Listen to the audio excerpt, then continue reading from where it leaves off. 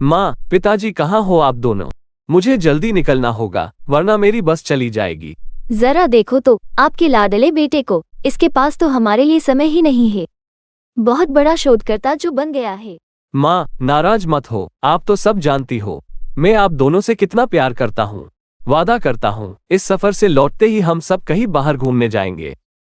ठीक है, मैं भी तेरे लिए एक सुंदर सी लड़की ढूंढ लेती हूँ और जल्द से जल्द तेरी शादी करवाती हूँ। रोहन बेटा, सफर पर जाने का सारा सामान ठीक से रखे हो ना? हाँ पिताजी, मैंने सब कुछ ठीक से रख लिया है। बेटा, जानते हो ना तुम्हारा सफर आसान नहीं है। तुम बहुत मुश्किल सफर पर जा रहे हो। उस सुनहरे फूल के बारे में सबने बस कहानियां ही सुनी है, मगर आज तक किसी ने उसे देखा नहीं है। अगर तुमने ये खोज कर ली तो न जाने कितने लोगों की जिंदगी बचाई जा सकती है। मैंने भी कोशिश की थी, मगर मैं उस तक पहुंच नहीं पाया। आज मैं बहुत खुश हूं कि मेरा बेटा उस खोज पर जा रहा है। जरूर पिताजी, मैं अपने तरफ से पूरी कोशिश करूंगा। आपसे ही तो मैंने सब सीखा है। मुझे अब निकलना होगा, आप दोनों अपना ख्याल रखना।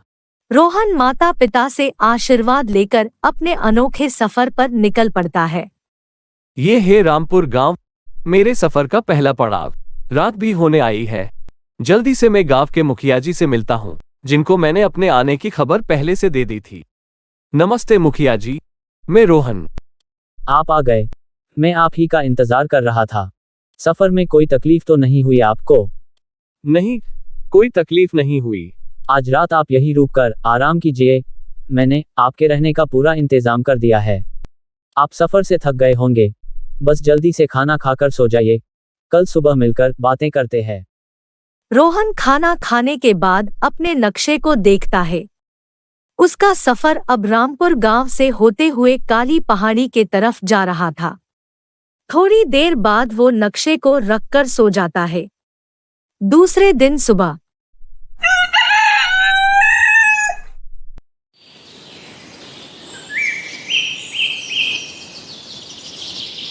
मुखिया जी, जैसे कि आप जानते हो मुझे काली पहाड़ी की तरफ जाना है। क्या आप उसके बारे में मुझे कुछ जानकारी दे सकते हो? रोहन, काली पहाड़ी तक पहुंचना बहुत मुश्किल है। तुम्हें पैदल ही घने जंगल से होते हुए खतरनाक जानवरों से बचकर आगे जाना होगा। आज तक कोई भी उस काली पहाड़ी तक नहीं पहुंचा। ठीक है मुखिया जी, आपका बहुत धन्यवाद। अब मैं चलता हूँ।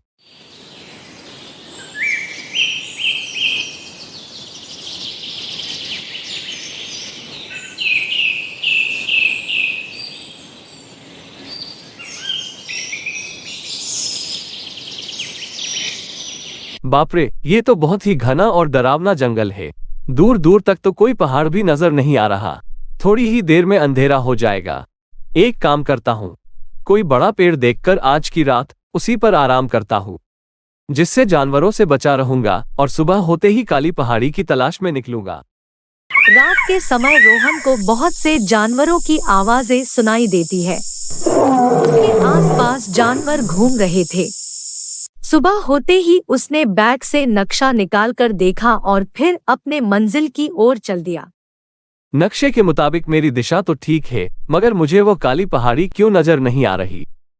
तभी रोहन को एक साधु उसकी तरफ आते हुए दिखाई देते हैं।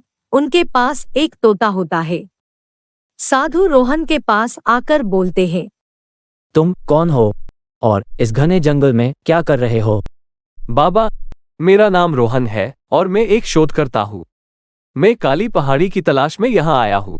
मेरे नक्शे के हिसाब से काली पहाड़ी तो इधर ही होनी चाहिए, पर मुझे कोई पहाड़ नजर नहीं आ रहा। क्या आप मेरी कुछ मदद कर सकते हो? क्या कहा? काली पहाड़ी? तुम्हें उधर क्यों जाना है? उस पहाड़ी पर कोई नहीं जाता। यहाँ तक कि जानवर भी डरते हैं उधर जाने से।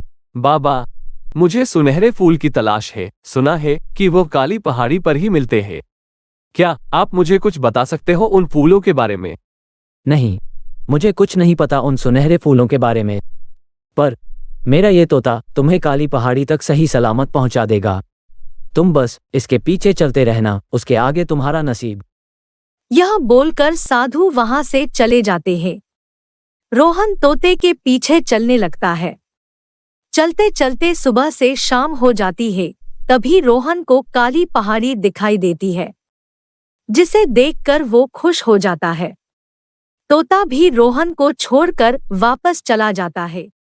वाह, कितना सुंदर नजारा है। इसे देखकर तो दिल मोहित हो गया। ऐसा लगता है जैसे ये पहाड़ मुझे अपने तरफ बुला रहा है। आज की रात इस पेड़ के नीचे ही अपना टेंट लगा देता हूँ। इस नक्शे में भी पहाड़ी के आगे कुछ नहीं बताया और पिताजी ने भी बस इधर तक ही बताया था। जो कहानियां सुनी है उसके मुताबिक इस पहाड़ पर एक झील है जिसमें वो सुनहरे फूल खिलते हैं। अब सो जाता हूँ, कल सुबह जल्दी निकलना है। सुबह होते ही रोहन झील की तलाश में निकलता है। अरे बाप रे, ये दिन तो बहुत तेजी से निकला जा रहा है और झील का तो कहीं नामो निशान नहीं दिख रहा। थोड़ी देर बाद अचानक रोहन को अपने सामने झील दिखाई देती है। वो खुश होकर झील के तरफ अपने कदम बढ़ाता है।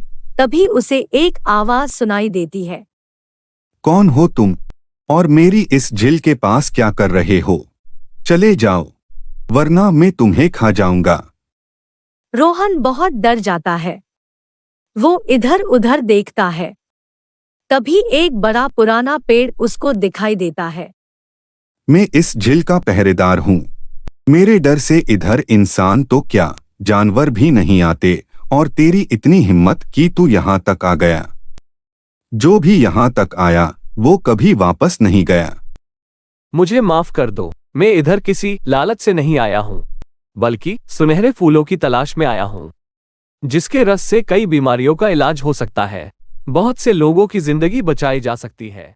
तुम सच बोल रहे हो या झूठ, इसका फैसला अभी हो जाएगा। जो इंसान दिल का सच्चा होगा सिर्फ उसी को ये सुनहरे फूल दिखेंगे। मैं तुम्हें एक मंत्र बताता हूँ। तुम सच्चे हो तो ये फूल तुम्हारे सामने आ जाएंगे। अगर ये मंत्र बोलने के बाद फूल दिखाई नहीं दिए तो मैं तुझे खा जाऊंगा। ठीक है, आप जैसा बोलोगे मैं वही करूंगा। चम चम चमकते सुनहरे फूल, अगर मैं हूं सच्चा तो दिख जाओ तुम। रोहन के मंत्र बोलते ही झील में सुनहरे फूल दिखाई देने लगते हैं। तभी वहां पर साधु प्रकट होते हैं। बेटा, तुमने आज वो कर दिखाया जो आज से पहले किसी ने नहीं किया। इन सुनहरे फूलों को ले जाओ और इसके रस से दवा बनाओ। मैं तुम्हें इस फूल के कुछ बीज देता हूँ, जिसका पेड़ और फूल बाकी पेड़ की तरह साधारण होंगे, पर उससे बनने वाली दवा उतनी ही असरदार होगी। रोहन सुनहरे फूल की खोज करने के बाद बहुत फेमस हो जाता है और उसका नाम बड़े बड़े शोधकर्ता के साथ जुड़ जाता है।